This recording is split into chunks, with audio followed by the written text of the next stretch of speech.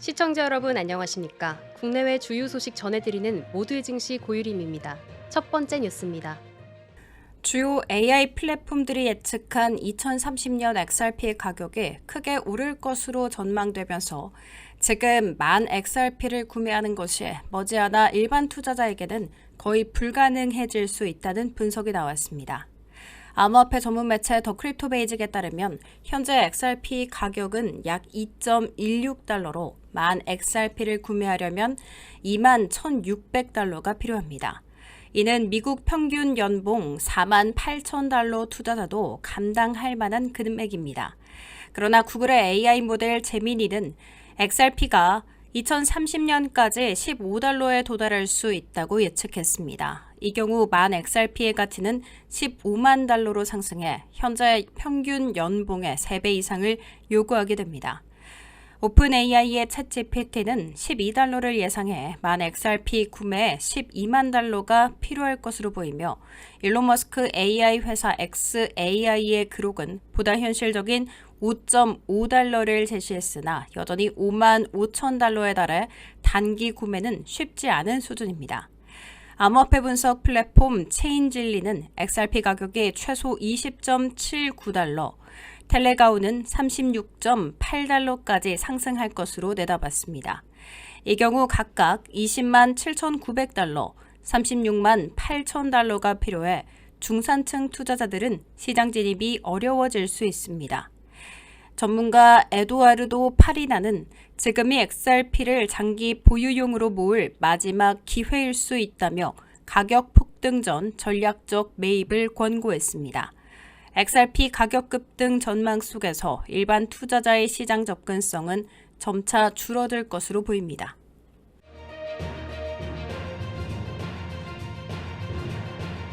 XRP의 탄생 13주년을 맞아 리플이 총 1억 2,200만 개의 XRP를 여러 건으로 이체하며 시장의 이목을 집중시켰습니다. 이번 이체의 구체적인 용도나 목적은 아직 밝혀지지 않았지만 XRP의 성장에 중요한 전환점이 될 수 있습니다. 이일 XRP의 탄생 13주년을 맞아 리플이 총 1억 2,200만 개에 달하는 XRP를 여러 차례에 걸쳐 이체한 것으로 나타났습니다. 온체인 추적 서비스 웨일 알러트에 따르면 리플은 약 5시간 전에 5천만 XRP를 외부로 전송한 뒤 6억 7천만 XRP는 매월 초에 이루어지는 에스크로 계정에 락업되었으며 이는 통상적인 절차로 알려졌습니다. 이어서 1억 7천만 XRP가 미확인 지갑에서 리플로 다시 이동됐고 마지막으로 3억 3천만 XRP가 추가로 이체됐습니다. XRP의 13주년과 정확히 일치하는 시점에서 발생한 이 대규모 이동은 시장에 큰 관심을 받고 있습니다. XRP는 2012년 6월 2일 리플 공동 창업자 아서 브리토가 최초로 1,000억 개의 XRP 토큰을 생성하며 시작됐습니다. 그 이후 XRP는 세계에서 가장 활발한 송금형 암호 자산으로 자리 잡았습니다. 이번 대규모 이체의 구체적인 용도나 목적은 공개되지 않았지만 리플 측이 토큰 배포와 유동성 관리 전략을 이어가는 일환일 가능성이 제기되고 있습니다.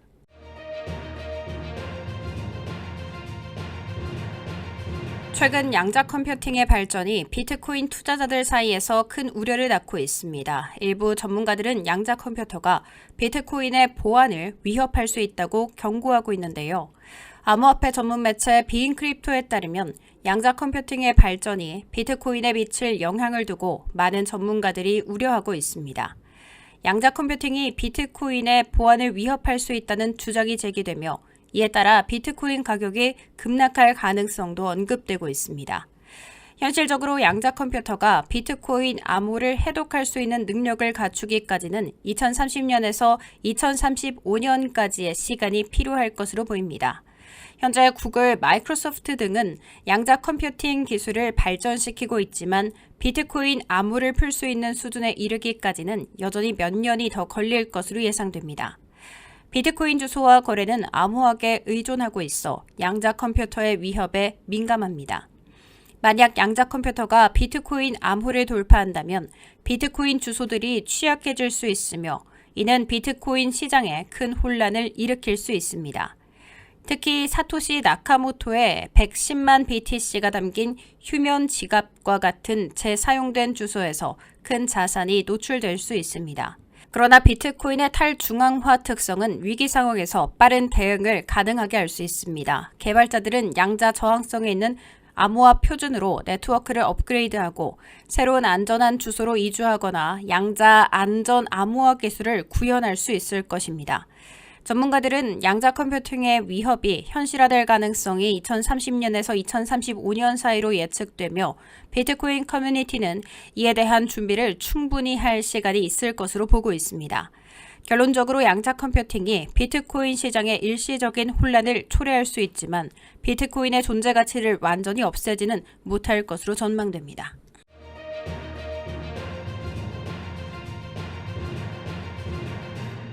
최근 파이 네트워크는 하락세에 벗어나기 위한 움직임을 보이고 있으나 여전히 수요 부족과 불안전한 기술적 패턴으로 반등이 쉽지 않다는 분석이 나왔습니다.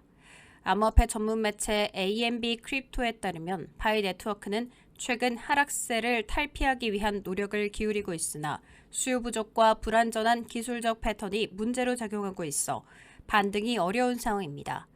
파이 네트워크는 5월 초 188% 상승하며 강세를 보였으나 이후 63% 하락하며 상승분을 모두 반납했습니다. 현재 가격은 3개월 전 저점 부근으로 되돌아갔으며 피보나치 되돌림 분석에 따르면 주요 저항선은 0.8달러입니다. 12시간 차트에서는 하락 쐐기형 패턴이 포착됐으나 하단 추세선이 충분히 테스트되지 않아 신뢰도가 낮다는 평가를 받고 있습니다. 5월 20일부터 29일까지 하단 지지선 근처에서 거래가 거의 없었기 때문에 패턴 완성도가 떨어졌습니다. 자금 흐름 지표와 거래량 기반의 OBV 지표는 하락세를 지속하며 지난 열흘 동안 약한 매도세가 지속된 것으로 나타났습니다. 이는 투자자들의 매수세가 부족하다는 것을 시사합니다. 4시간 차트에서는 파이 네트워크가 0.66달러 저항선을 돌파하려 시도하고 있지만 수요 부족으로 돌파 가능성은 낮게 평가되고 있습니다. 단기 반등을 시도하는 가운데 강한 매수세가 뒷받침되지 않는 한 0.66달러 저항선을 돌파하기 어려울 것으로 보입니다. 투자자들은 기술적 반등 신호에 과도한 기대를 하기보다는 추세 전환 여부를 신중하게 지켜볼 필요가 있습니다.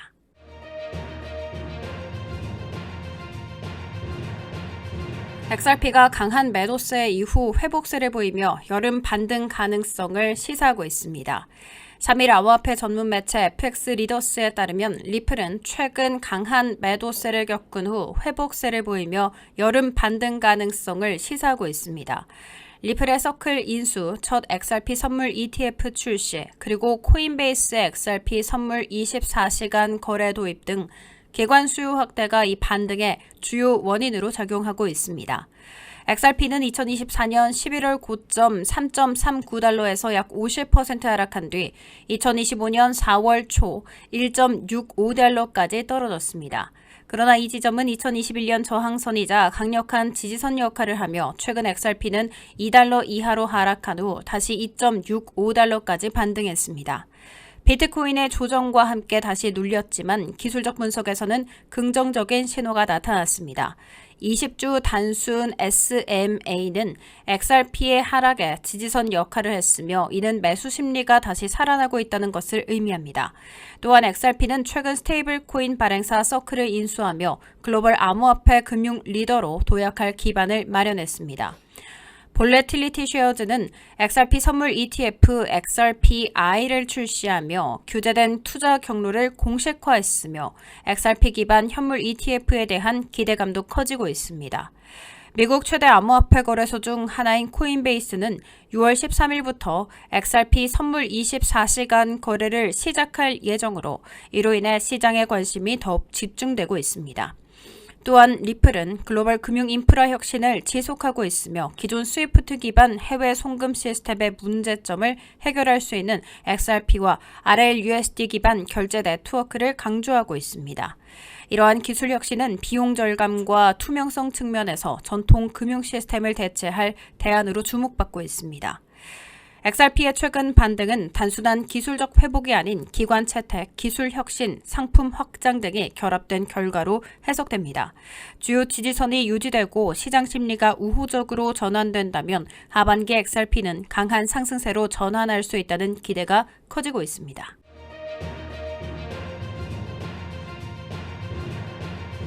비트코인 가격이 2025년 최고 25만 달러까지 상승할 수 있다는 전망이 나오며 투자자들의 관심이 집중되고 있습니다.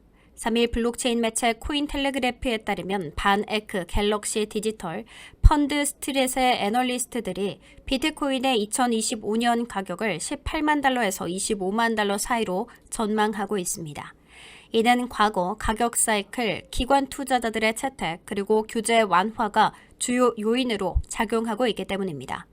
특히 비트코인 현물 ETF의 유입 증가와 글로벌 유동성 확장이 가격 상승을 뒷받침하는 요소로 작용하고 있습니다. 아서 헤이즈 비트맥스 공동 창업자는 비트코인은 시장의 미래 화폐 공급 기대치에 따라 거래된다며 강세론을 펼쳤습니다. 2024년 말에 제시된 예측이 2025년 5월에도 그대로 유지되고 있다는 점은 기관 수요 증가와 암호화폐 규제 신호가 예상대로 진행됐기 때문으로 해석됩니다. 특히 미국 국채금리가 여전히 높은 수준을 유지하고 있고 부채 위기가 다가오고 있다는 점이 유동성의 중요성을 강조하고 있습니다. 대부분의 분석가들은 비트코인이 강세장에 진입했다고 보고 있으며 온체인 분석가 윌리 우는 최근 리스크 신호가 하락세를 보이며 매수세가 시장을 지배하고 있다고 지적했습니다. 그는 장기적으로 또 다른 강세장이 펼쳐질 것이라고 전망했습니다. 또한 언체인드의 조 버넷은 국가 차원의 비트코인 축적 경쟁이 벌어질 것이라며 2030년까지 비트코인이 100만 달러에 이를 가능성을 제시했습니다. 아크 인베스트의 캐시 우드는 50만 달러에서 240만 달러 사이의 넓은 가격 범위를 예상하고 있습니다. 비트코인의 미래에 대한 낙관적인 전망이 이어지고 있지만 암호화폐 분석가 스택 호들러는 도널드 트럼프 행정부가 10년물 국채 수익률을 낮추려는 시도가 실패했다며 재정 건전성 신호가 효과를 보지 못했다고 지적했습니다. 비트코인의 미래에 대한 강세 전망은 여전히 유효하지만 여전히 시장의 불확실성도 존재하고 있음을 시사합니다.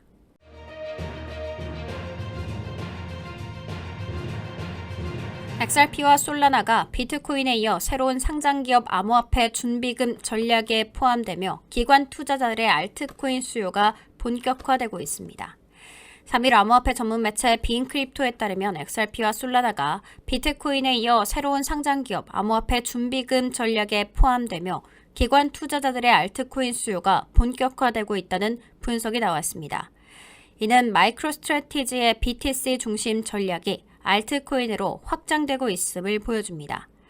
비고는 공식 발표를 통해 나스닥 상장사 비보파워와 전략적 파트너십을 체결하고 이 회사가 1억 달러 규모의 XRP를 자사 준비금으로 매입한다고 밝혔습니다. 해당 XRP는 비고의 OTC 데스크를 통해 구매되며 보관은 비고 커스터디 플랫폼을 통해 이루어진다고 전했습니다. 비보파워는 1억 2,100만 달러의 자금을 조달해 이 계획을 실행하고 있습니다. 한편 클래스오버 홀딩스는 솔라나 그로스 벤처스와 협약을 맺고 최대 5억 달러 규모의 전환사채를 발행해 솔라나 기반 준비금 전략을 추진하고 있습니다. 이 중 초기 1,100만 달러는 솔라나 매입에 사용되며 전체 순수익의 최대 80%가 솔라나 준비금 구축에 투입될 예정입니다. XRP 지지자 존 디트는 비트코인을 준비금 자산으로 만든 마이크로스트래티지의 전략은 알트코인에도 적용될 수 있다며 XRP와 솔라나 등 특정 알트코인을 활용한 기업 전략이 확산될 것으로 예측한 바 있습니다. 그러나 일부 분석가들은 이 같은 흐름이 일종의 재무적 기획일 수 있다고 경고합니다. 웹3 분석가는 이런 구조는 실질적 가치 없이 주가를 부양하려는 투기적 수단일 수 있다며 SPAC 열풍이나 밈스톡, 밈코인 급등 당시와 유사한 양상이라고 지적했습니다. 현재 XRP와 솔라나를 중심으로 한 공기업 암호화폐 준비금 전략이 장기적인 가치 기반 전략인지 혹은 단기적인 주가 상승을 노린 투기적 접근인지에 대한 시장의 시선은 엇갈리고 있습니다.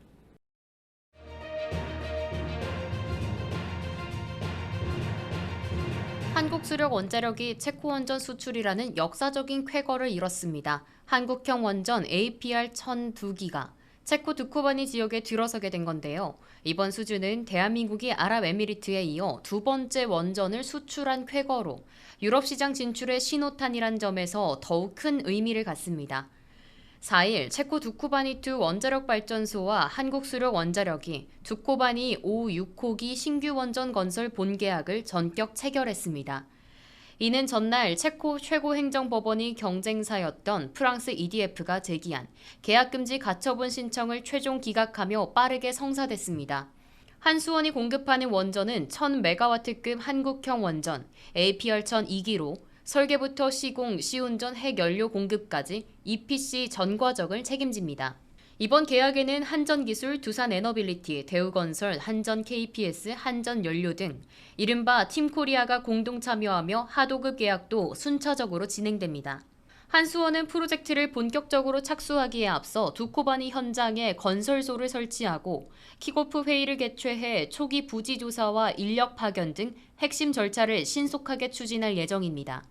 특히 체코 정부가 테멜린 지역의 추가 원전 2기 건설을 결정할 경우 한수원이 해당 사업도 수주할 가능성이 커지며 기대감은 더욱 높아지고 있습니다. 향후 두코바니 5호기의 착공은 2029년으로 예정되어 있으며 한수원은 체코 발주사와 협력해 설계, 인허가 등 모든 과정을 철저히 관리한다는 계획입니다.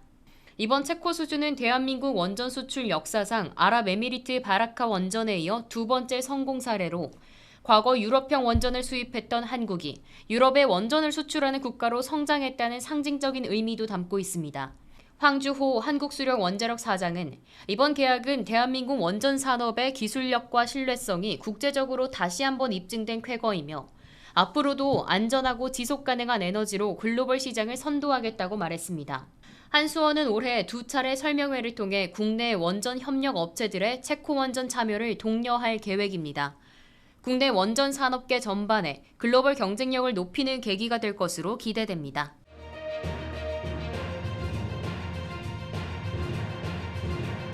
상장 지수펀드라고 불리는 ETF의 국내 순자산 총액이 사상 처음으로 200조 원을 넘어섰습니다.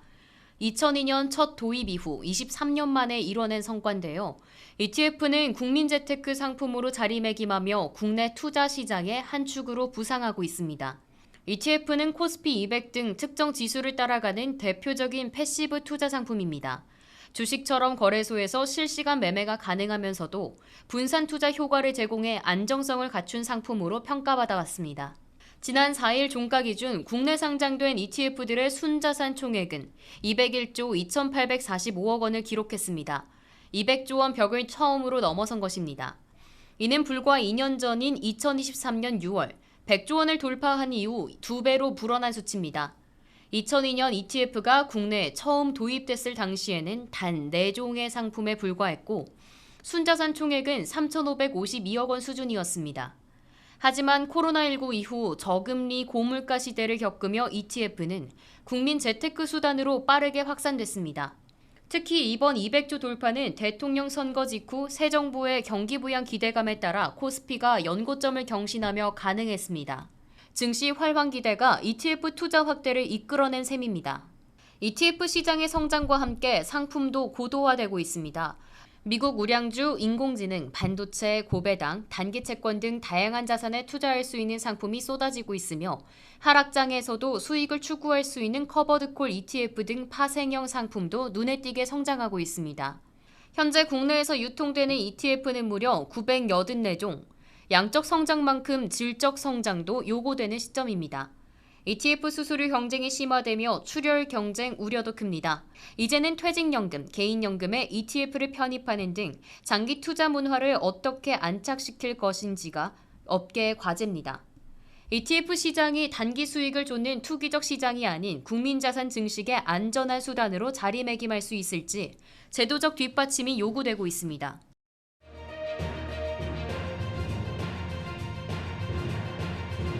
국내 기술로 개발된 대형 발전용 가스터빈이 처음으로 상업 운전에 필요한 기술 신뢰성을 입증했습니다.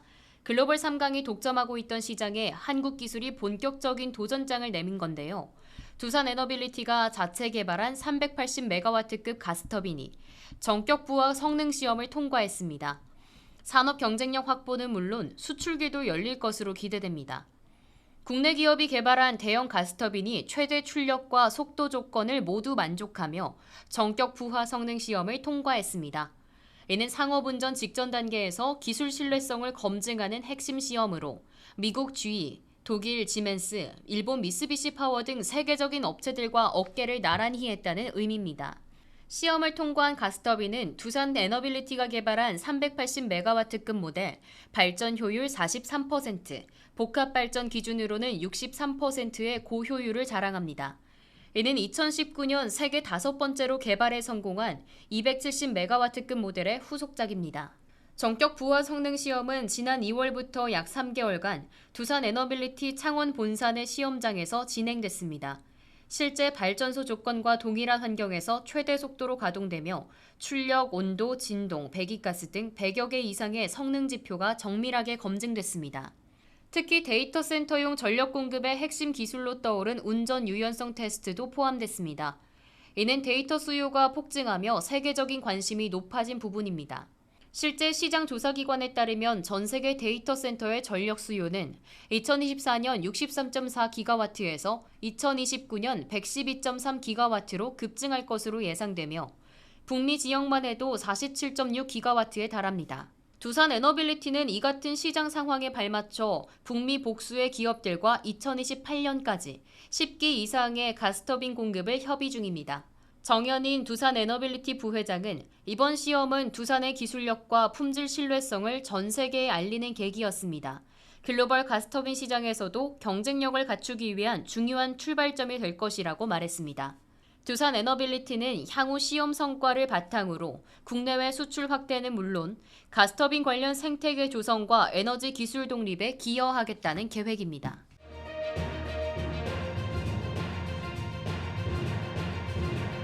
미국이 자국 반도체 산업 재건을 위해 추진해온 반도체법의 핵심, 바로 해외 기업들에게 제공되는 대규모 보조금입니다.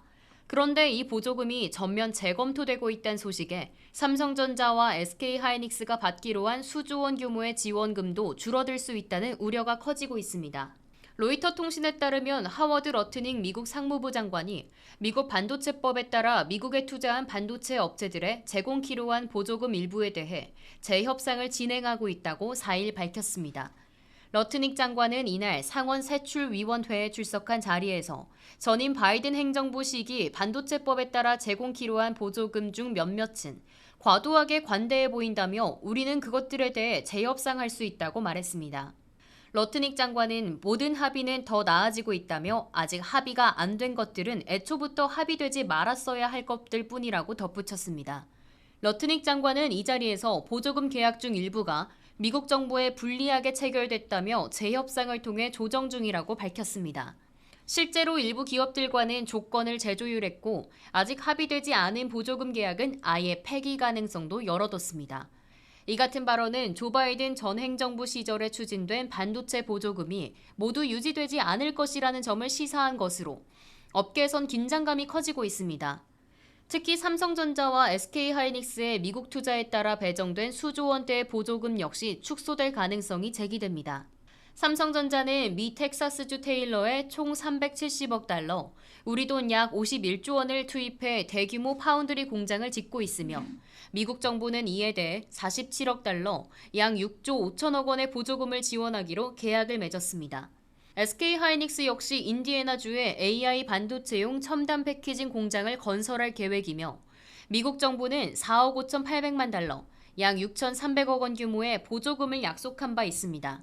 하지만 최근 트럼프 대통령이 반도체법 자체의 폐기를 주장하며 보조금 없이도 관세 압박만으로 미국 내 생산을 유도할 수 있다고 언급한 만큼 정치권의 입김에 따라 보조금 정책이 급변할 가능성도 배제할 수 없습니다. 러트닉 장관의 발언은 향후 미국 내 반도체 투자를 고려하는 글로벌 기업들에게 큰 변수로 작용할 전망입니다.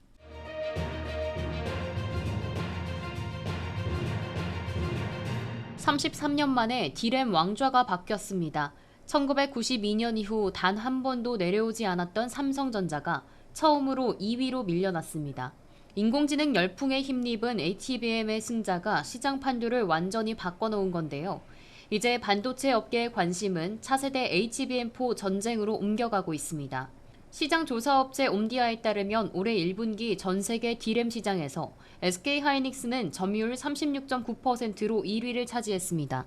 삼성전자는 34.4%로 2위, 매출 격차는 약 7억 달러, 우리 돈 약 1조 원 가까이 벌어졌습니다. 승부의 핵심은 바로 HBM 고대역폭 메모리입니다.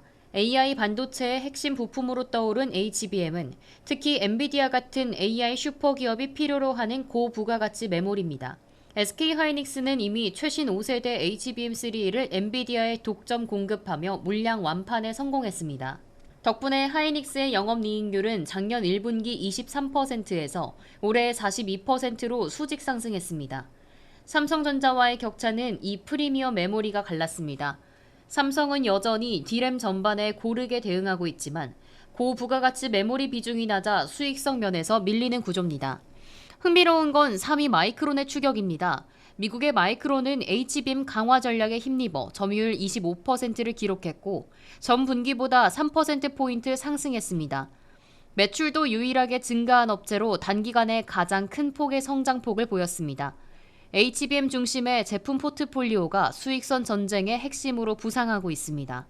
삼성도 차세대 HBM4로 반격을 준비하고 있지만 이미 판도는 변했습니다. HBM3의 핵심은 적증 단수. SK하이닉스는 12단 적증 기술을 주력으로 하반기엔 전체 HBM 출하의 80%까지 비중을 끌어올릴 전망입니다. 가격은 8단보다 50에서 60% 더 비싸지만 그만큼 수익도 극대화됩니다. 결국 시장의 승자는 더 많은 HBM, 더 높은 성능, 그리고 AI 생태계와의 전략적 연결에 달려 있습니다. 삼성의 반격, SK의 독주, 마이크론의 추격, 차세대 HBM4 전쟁은 이제 막 시작됐습니다.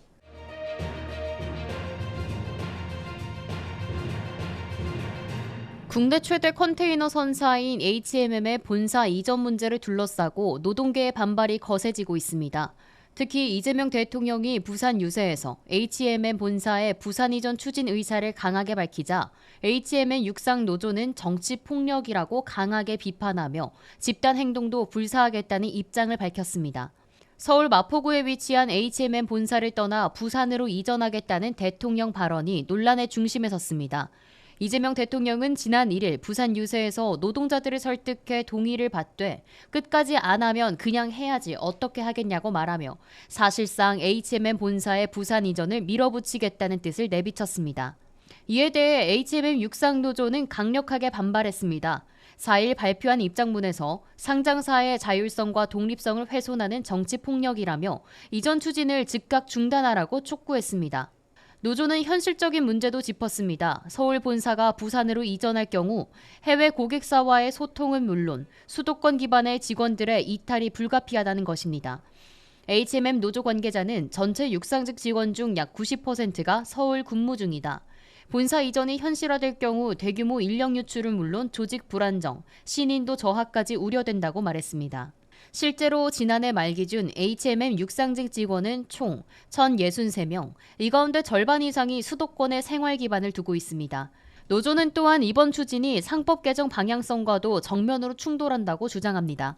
상법 개정은 대주주의 독단적 결정을 견제하고 소액 주주와 구성원의 권리를 보호하는 데 목적이 있는데 정부가 다수 지분을 가졌다는 이유로 민간 기업의 이전을 밀어붙이는 것은 모순이라는 지적입니다. HMM 육상노조는 구성원의 의견 수렴 없는 졸속 추진에는 강력한 투쟁으로 맞설 것이라며 사실상 총파업 가능성까지 시사하고 나섰습니다.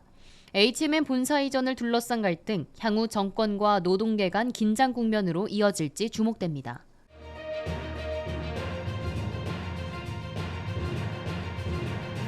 (2009년) UAE 바라카 원전 이후 한국 원전 수출 역사에 또 하나의 이정표가 세워졌습니다. 한국 수력 원자력을 중심으로 한 팀코리아가 체코 두코바니 원전 수주에 최종 성공하며 두산 에너빌리티 등 국내 원전 관련 기업 주가가 들썩이고 있습니다. 체코 두코바니 원전 수주 소식이 전해진 5일 넥스트레이드 프리마켓에서 두산 에너빌리티의 주가는 급등했습니다. 오전 8시 11분 기준 두산 에너빌리티는 전거래일 대비 6.1% 오른 45,250원에 거래되며 강세를 이어갔습니다. 이 같은 흐름은 팀코리아가 체코 정부와 두코바니 신규 원전 건설 최종 계약을 체결했다는 로이터 보도 이후 시장의 기대감이 반영된 결과입니다. 현지 시간 4일 페트르 피알락 체코 총리는 최고 행정법원이 발부한 계약금지 가처분 결정을 철회하며 한국과의 계약 체결을 공식화했습니다.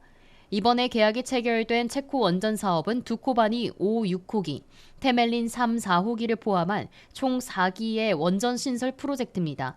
이 중 한국이 수주한 두코바니 원전 2기의 사업비만 24조 원 규모. 이는 UAE 바라카 원전 이후 최대 규모의 해외 원전 수출입니다. 이번 수주로 가장 주목받는 기업은 단연 두산 에너빌리티입니다. 두산 에너빌리티는 원자로, 증기 발생기, 터빈 발전기 등 국내 유일의 원전 주기기 제작 역량을 보유한 기업입니다. 이번 체코 프로젝트에서도 핵심 기자재 공급사로 참여할 예정입니다. 여기에 자회사인 두산 에너빌리티의 호재는 지주사인 두산의 주가에도 긍정적인 영향을 주고 있습니다. 같은 시각 두산의 주가는 3.33% 오른 55만 8천 원을 기록했습니다. 최규원 신한투자증권 연구원은 미국을 비롯한 글로벌 원전 산업 재건 기조에 힘입어 원전 생태계 전반에 훈풍이 불고 있으며 특히 미국 내 가스터빈 부족과 초당적 원전 정책 기조가 두산 에너빌리티엔 강한 모멘텀이라고 말했습니다. 두산 에너빌리티는 향후 체코 외에도 루마니아, 폴란드, 사우디 등 원전 신흥시장 공략을 본격화할 것으로 예상되며 주가 탄력도 당분간 유지될 전망입니다.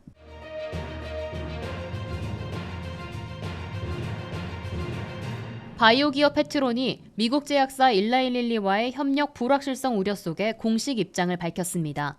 최근 릴리가 또 다른 제약사와 대규모 계약을 체결하며 주가가 급락했지만 펩트론 쪽은 릴리와의 협력은 예정대로 순항 중이라고 밝혔습니다. 펩트론은 5일 홈페이지에 일라이릴리로부터 릴리와 카무루스 간 계약에 포함된 해당 약물의 범위가 광범위함에도 불구하고 릴리와 펩트론 간 기술성 평가 중인 릴리의 약물은 카무루스와의 라이선스 계약에 따라 선정된 릴리의 약물과 모두 일치하지는 않는다는 공식 답변을 받았다고 게재했습니다. 지난해 10월 펩트론은 릴리와 스마트 대포 플랫폼 기술 평가 계약을 체결했습니다. 스마트 대포는 약물을 체내에서 서서히 방출하는 장기 지속형 전달 기술로 펩타이드 기반 치료제에 적용될 예정입니다. 하지만 최근 릴리가 카무루스의 장기 지속형 전달 기술 플루이드 크리스탈을 도입하며 기존 펩트론과의 협력 가능성에 대한 의문이 제기됐고 이에 따라 펩트론의 주가는 급락했습니다. 펩트론 측은 카무루스의 기술은 아직 상용화된 결과가 적고 릴리는 기술 중복을 피하며 각 플랫폼의 특성을 살린 전략적 접근을 취하고 있다고 강조했습니다. 또한 릴리와의 기술성 평가는 차질 없이 진행되고 있으며 계획된 연구 일정에도 변화는 없다고 밝혔습니다. 기술성 평가가 순조롭게 진행 중이라는 입장에도 불구하고 시장의 불안은 완전히 가시지 않은 모습입니다. 릴리의 행보와 펩트론의 연구 진척 상황에 따라 향후 주가 흐름에도 변동성이 이어질 것으로 전망됩니다.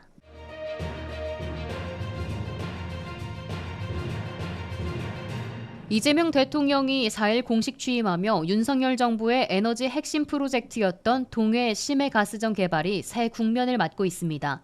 일명 대왕고래 프로젝트로 불렸던 이 사업은 그간 경제성 논란과 정치적 공방 속에 좌초 위기에 놓였지만 최근 중국과 일본이 해양자원 확보에 속도를 내고 있어 새 정부의 결정에 관심이 쏠리고 있습니다. 지난해 12월 한국석유공사는 동해 심해의 대왕고래 유망구조에서 1차 탐사 시추에 돌입했습니다. 기대는 컸지만 탐사 결과는 기대에 못 미쳤습니다. 석유 시스템은 양호했지만 경제성 있는 가스층은 발견되지 않았다는 평가입니다. 하지만 석유공사는 발길을 멈추지 않았습니다. 2차 시추를 목표로 다른 유망구조를 선정하고 국제 입찰을 통해 해외 석유 메이저와의 협업을 추진하고 있습니다. 이달 말까지 신청을 받고 다음 달 우선 협상 대상자를 선정하겠다는 계획입니다. 문제는 정치적 변수입니다. 윤석열 전 대통령은 산유국의 꿈이라는 표현으로 대대적인 국정 브리핑까지 열며 사업을 띄운 바 있습니다. 그러나 1차 시추 실패 이후 민주당은 대국민 사기극이라고 비판했고 올해 예산에서 사업 예산 497억 원을 전액 삭감했습니다. 이제 민주당이 여당이 된 상황, 과거의 비판적 시선을 유지할지 아니면 국익과 자원 안보라는 현실적 판단으로 방향을 선회할지 주목됩니다. 중국과 일본이 해양자원 확보에 본격적으로 나선 상황에서 한국이 지금 심해 개발 역량을 쌓지 않으면 장기적 국익에 큰 손해를 볼 수 있습니다. 실제로 중국은 서해를 중심으로 영향력을 확대 중이고 일본도 해양 에너지 개발에 강화하고 있습니다. 동시에 전력 수요 증가에 대비한 신규 원전 건설 계획도 관심입니다. 윤석열 정부가 수립한 제11차 전력수급 기본계획에 따라 신규 원전 2기와 소형 모듈 원자로 도입이 예고되어 있습니다. 하지만 이 역시 대통령 탄핵 정국 속에서 결정이 미뤄졌고 이제 공은 이재명 정부로 넘어왔습니다. 이재명 대통령은 합리적인 에너지 믹스를 강조해온 만큼 하반기 원전 부지 선정 여부가 새 정부 에너지 정책의 실질적인 첫걸음이 될 전망입니다.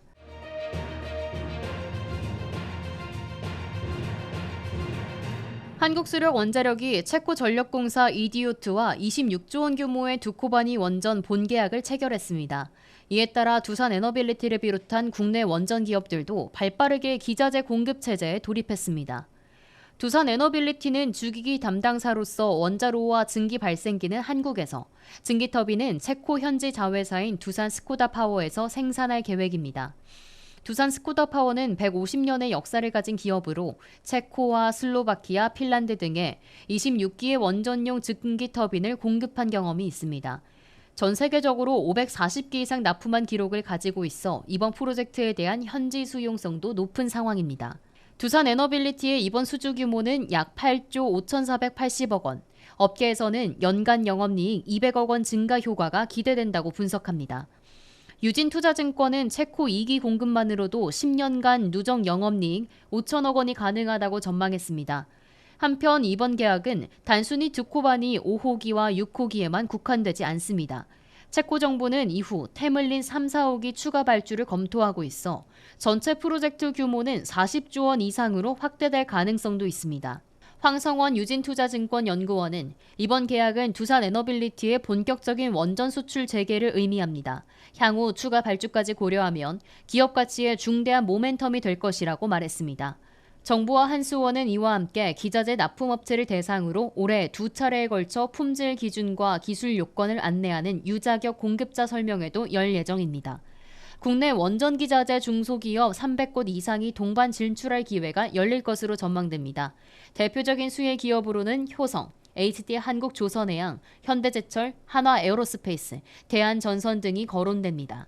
한국형 원전 APR-1002기가 체코 땅에 들어서는 이번 사업은 2029년 5호기 착공을 시작으로 본격화될 예정이며 2009년 UAE 바라카 원전 이후 한국 원전 수출 최대 규모로 기록될 전망입니다.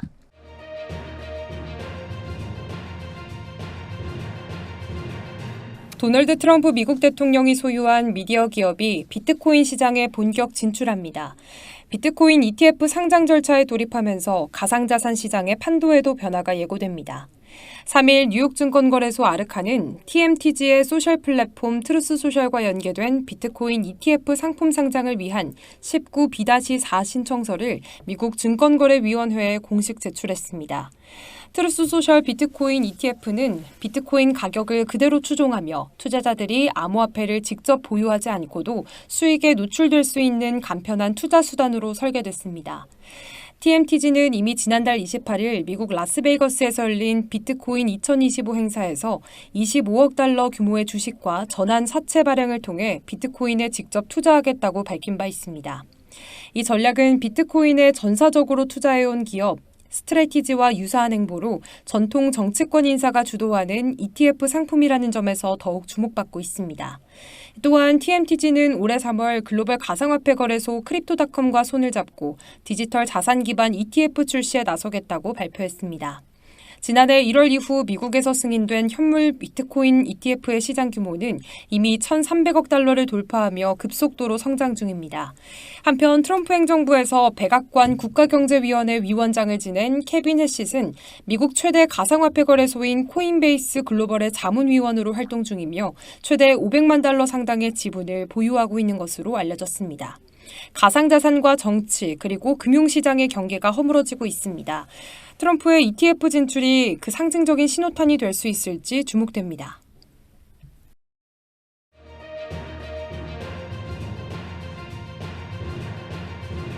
미국을 여행하거나 단기 체류하려는 사람들에게 새로운 선택지가 생길지 모릅니다. 도널드 트럼프 대통령 행정부 시절 비자 인터뷰 순서를 앞당기기 위한 급행료 도입이 검토된 것으로 알려졌습니다. 도널드 트럼프 행정부가 비이민 비자 신청자, 특히 관광 비자 신청자들을 대상으로 비자 인터뷰 급행 서비스 도입을 추진한 사실이 드러났습니다. 로이터 통신은 현지 시간 4일 국무부 내부 문건을 인용해 트럼프 행정부가 $1,000, 우리 돈 약 135만 원을 추가로 내면 비자 인터뷰 일정을 앞당길 수 있는 프리미엄 서비스를 검토 중이었다고 보도했습니다. 현재 미국 비이민 비자 수속에는 기본적으로 $185가 들지만 이 서비스가 도입되면 $1,000를 더 내고 인터뷰 순서를 앞당길 수 있다는 겁니다. 국무부는 이르면 오는 12월부터 시범적으로 시행할 예정이었지만 법무팀은 이에 제동을 걸었습니다. 백악관 예산관리국의 반대 가능성과 함께 정부는 실제 서비스에 필요한 비용보다 더 많은 수수료를 받아선 안 된다는 미국 대법원의 판례에 따라 사법부의 제재를 받을 수 있다는 우려 때문입니다. 한편 국무부는 지난해 회계연도에만 관광비자 590만 건을 포함해 총 1,040만 건의 비이민 비자를 발급했습니다. 국무부 대변인은 국무부의 비이민 비자 인터뷰 일정은 매우 역동적으로 운영되고 있으며 전 세계적으로 서비스 개선을 위해 계속 노력하고 있다고 말했습니다. 비자 발급 과정을 돈으로 사는 것이 과연 공정한가에 대한 논란도 거세질 전망입니다.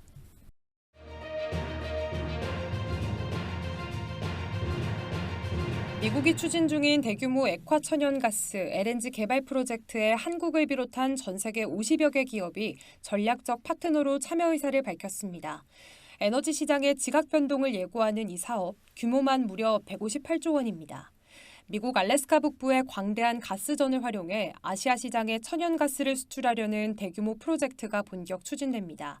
프로젝트의 주 개발사인 글렌파르 그룹은 한국과 일본, 대만, 태국, 인도, 유럽연합 등 세계 각국의 50개 기업이 참여 의사를 밝혔고 전략적 파트너 선정의 1단계를 마무리했다고 발표했습니다. 이들이 관심을 보인 분야는 장비 및 자재 공급, 서비스, 직접 투자 등이며 전체 규모는 약 1,150억 달러, 하나로 약 158조 원에 달합니다. 로이터 통신은 일본 최대 전력회사 제라가 관심을 보인 일본 기업 중 하나라고 보도했습니다. 대만 중유공사는 이미 지난 3월 가스 구매와 투자 의향 계약을 체결한 바 있습니다. 이 사업은 북극권의 가스전을 시작으로 약 1,300km에 이르는 파이프라인을 알래스카 남부까지 건설하고 이곳에서 가스를 액화해 아시아 국가로 수출하는 초대형 프로젝트입니다. 초기 사업비만 약 450억 달러, 우리 돈 64조 원이 들어가는 만큼 참가국들의 에너지 안보에도 큰 영향을 미칠 전망입니다. 알래스카 LNG 프로젝트는 10여 년 전 처음 제안됐지만 사업성 등의 문제로 지연되다 도널드 트럼프 대통령의 행정명령으로 다시 추진력을 얻었습니다. 미국은 LNG의 주요 수요국인 한국, 일본, 대만 등이 장기 구매 계약에 참여하길 희망하고 있습니다.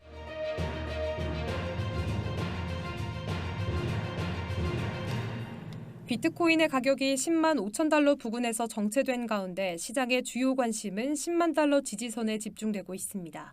전문가들은 이 지지선이 향후 비트코인의 가격 움직임에 중요한 역할을 할 것으로 보고 있습니다. 3일 암호화폐 전문 매체 코인텔레그래프에 따르면 비트코인은 10만 6천 달러를 돌파하지 못한 후 다시 하락세를 보이며 현재 10만 달러가 핵심 지지선으로 떠오르고 있습니다.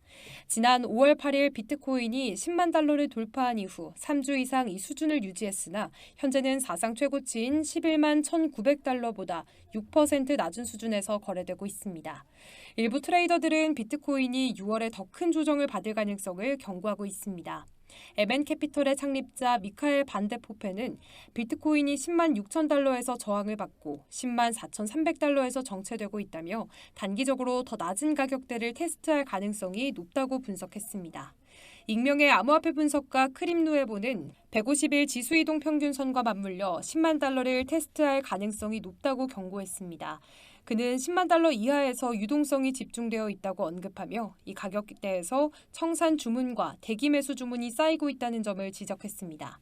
또한 코인글래스의 데이터에 따르면 10만 달러 아래로 대규모 매수 주문이 쌓이고 있으며 9만 3,200달러 부근에는 1억 7천만 달러 규모의 유동성이 집중돼 있다는 분석이 나왔습니다. 비트코인의 상단 저항선은 11만 2,500에서 11만 3,500달러 구간에 형성되고 있습니다. 한편 암호화폐 분석가 알파 비트코인은 10만 달러 지지선이 무너질 경우 비트코인 가격이 9만 달러까지 하락할 수 있다고 전망하고 있습니다.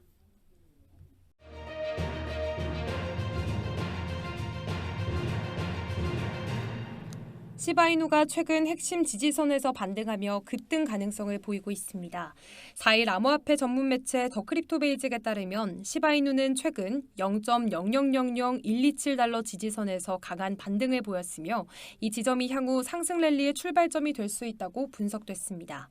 현재 시바이누는 0.000012달러 부근에서 거래되고 있으며 지난 한 주 동안 8.04% 하락했으나 기술적 바닥이 형성된 상황입니다. 특히 이 지지선은 과거에도 강한 반등을 이끌었던 주요 가격대였으며 시바이누는 2024년 9월과 12월 그리고 2025년 5월에도 같은 가격대에서 반등해 상승세를 보였습니다. 분석가는 시바이누가 이 지지선에서 반등할 경우 0.00004달러까지 상승할 가능성이 크다고 전망하고 있습니다. 이는 현재 가격 대비 200% 이상 상승한 수치로 2024년 3월 밈코인 열풍 당시의 고점과 동일한 가격입니다. 또한 온체인 분석업체 인투더블록은 시바이누의 장기 보유자 비율이 증가하고 있다고 보고했으며 이는 시바이누가 단기 거래가 아닌 장기적인 디지털 자산으로 자리 잡고 있음을 시사합니다. 이러한 변화는 향후 가격 안정성과 상승 가능성 모두에 긍정적인 신호로 해석될 수 있습니다. 시바이누는 최근 장기 보유자들의 비율이 꾸준히 증가하고 있으며 단기 보유자와 단타 거래자의 비중은 감소하고 있습니다. 이에 따라 향후 시바이누의 가격은 더욱 안정적이고 강력한 상승세를 기록할 가능성이 크다는 분석이 나옵니다.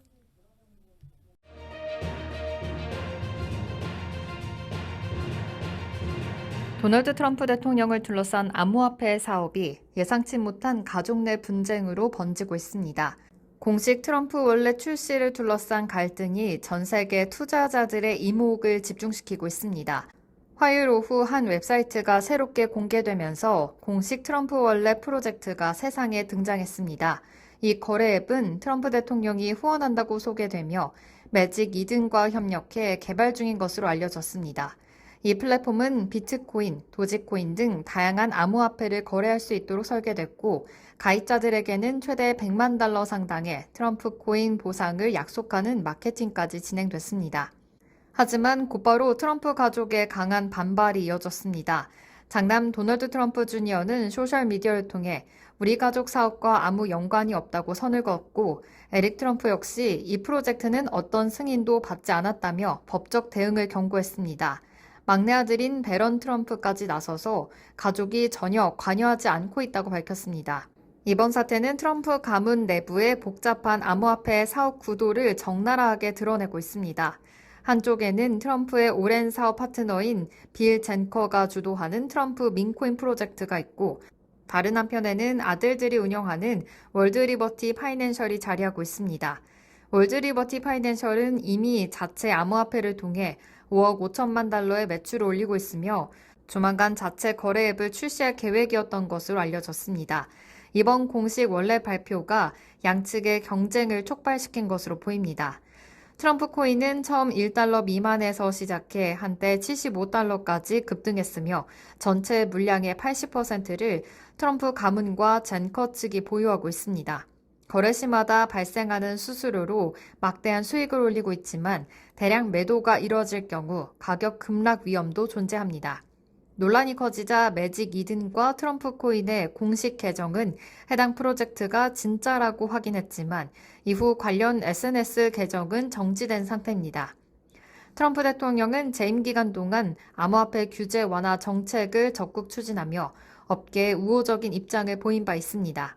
이러한 행보 속에서 트럼프 가문은 다양한 암호화폐 사업을 빠르게 확장해왔지만 이번 내부 갈등이 향후 사업에 어떠한 영향을 미칠지 관심이 쏠리고 있습니다. 트럼프 가문이 확장 중인 암호화폐 사업, 급 성장하는 만큼 이해관계도 복잡해지고 있습니다. 향후 법적 공방과 시장의 반응을 계속 주목해야겠습니다.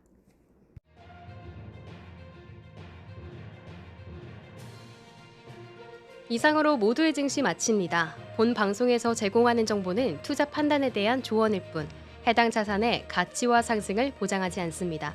시청해주신 여러분 고맙습니다.